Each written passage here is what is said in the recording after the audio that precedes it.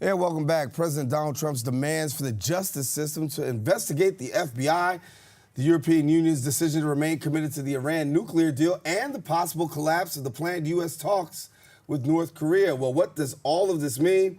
We're joined now by our political expert, Lee Bynes, who brings us up front and center with the issues of the day, and got a few out there as well. Okay. So let's, you look like you're ready to chop it at the beat already. Well, you know what, there's been a few changes, and it probably speaks to the fact that, to the reason why the president wants the DOJ to investigate the FBI.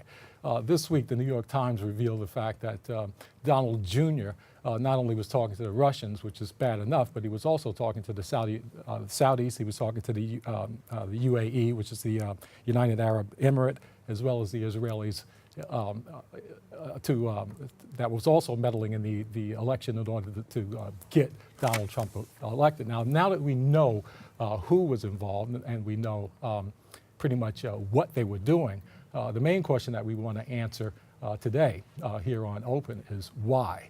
And from my analysis and looking at the situation is that I'm firmly convinced that these entities wanted to put Donald Trump in the White House as opposed to Hillary Clinton simply because, well, you take the Mossad, you take the Russian intelligence. These folks did their own psychological analysis on Donald Trump. And once he was determined that he was going to represent the Republicans, they wanted to put someone in the office who was probably unstable.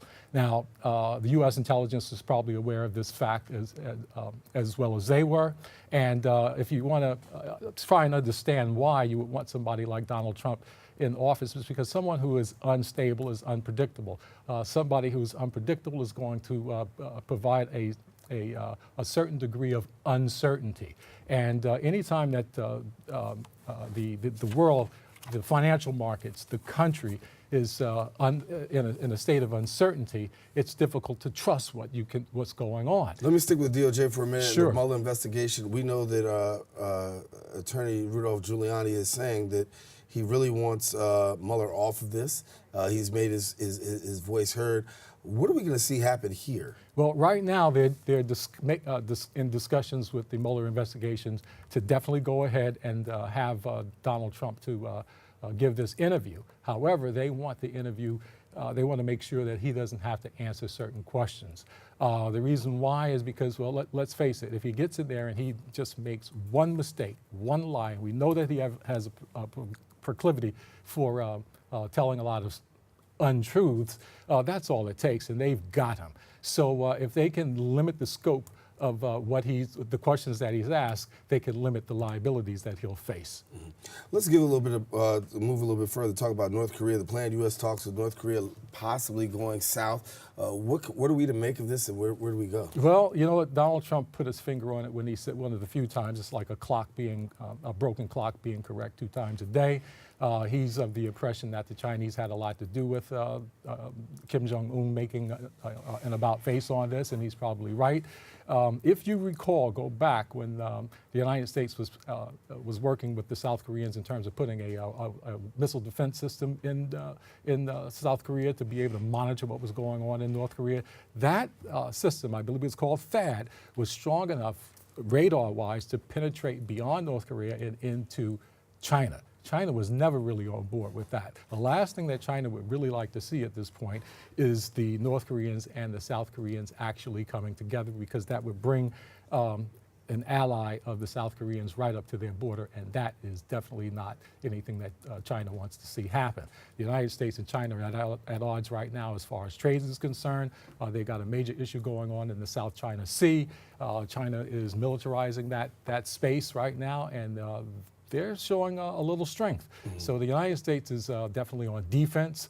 China and Russia both are on offense. And that brings us to the next issue with regards to the Iran deal. And that's one of the reasons why, again, the UAE and the Israelis and the Saudis wanted Donald Trump in office, because they was pretty much sure that they can get him in there, he would go against that Iran deal. Let me come in here with the midterm elections, because they're right around the corner, obviously. How much is foreign policy, international politics, going to play a part in these midterm elections? We hear a lot of things going on. Certain communities have definitely voiced their concern about some of the ways that the president's handling the international community. Will this translate in any shape or form into the midterm elections, or will midterm elections be governed by decision-making with just local Well, matters? you know, if you think about what's happening on the international scene, this whole deal with regards to Iran going south or the United States pulling out of it, that's going to hurt. That's not hurting Iran. That's going to hurt us here domestically. That's going to hurt people right here in the Bronx.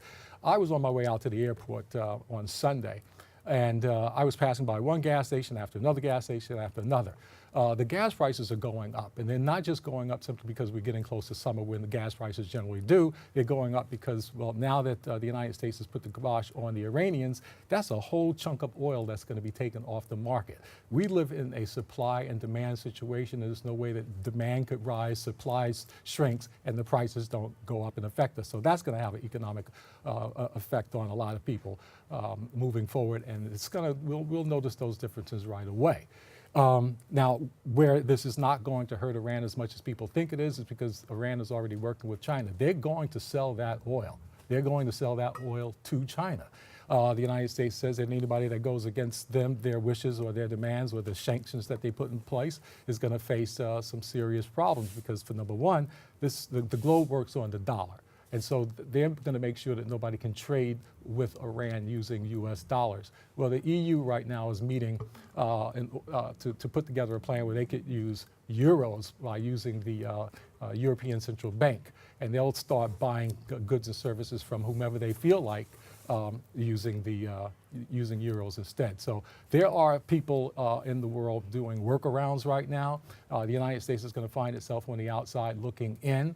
And yeah, I would see that a lot of folks, especially with the negotiations with China, they are not going to back down in this trade deal. And so a lot of U.S. businesses will be affected by that. Thereby, a lot of those folks may say that Donald Trump is bad for business, Donald Trump is bad for the country. Let me dial it back a second. A lot of people's ears perked up when we talked about the gas prices, knowing that they're at a high. We know usually during the summertime it is at a high. Yeah. Can we foresee possible gas prices even going higher, given the fact of what's going on between Iran and the United States right now? Yeah, I would say so. And see, the thing is that the price of oil just doesn't affect gas prices. Oil is used in a lot of other goods and services and products that we buy on a daily basis. So it's not going to just affect us at the pump. It's going to affect us when we go to the market. A lot of things, plastics and such that are made from an oil-based product. Everything is going to cost more. Mm-hmm. Let me go to, as I said, 2018 midterm elections. House Speaker Paul Ryan announcing that he will not seek re-election. He's going to call it quits. Mm-hmm. Some people saying he should get out now. He's going to be a lame duck. He's going to be a lame duck speaker. What do we anticipate here? Does he exit early, or does he stay the course and go across the finish line? If I know Paul Ryan based upon his previous behaviors, he's not going anywhere. This is going to be a fight inside the GOP that will take its toll. The thing is, though, is that the Democrats are ill prepared to take any have any glee with that because they're having a war internally on its own. It's not getting as much traction in the news because Donald Trump is a magnet for news. But on the other side, progressives are still having an issue with the corporate Democrats, and that is yet to be resolved. So we are where we are. It's going to be exciting, if nothing less. All right, Lee Bonds, that's what we bring in every week to break it down for us. Lee is here with our political roundup, our political analyst, Lee Bonds. Thank you so much, Lee. Good to be here. All right, buddy. All right, listen, take a quick break. We got more shows. Stay with us. Don't go away. We'll be right back right after this.